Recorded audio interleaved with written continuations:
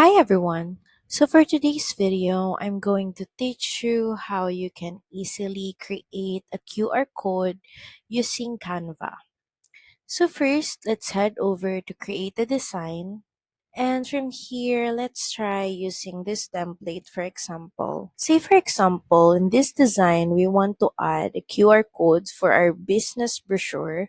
So simply, let's scroll in this section until we see the app section. Just click on it. Then in the search bar, let's just type QR, then press enter.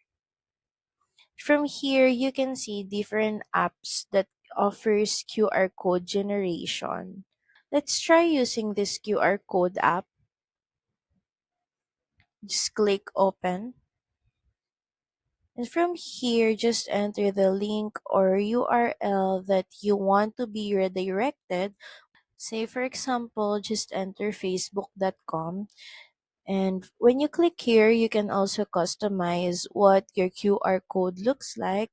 You can choose the background color. Once you're done, just click on generate code. So as you can see, our QR code is now ready to be added to our design.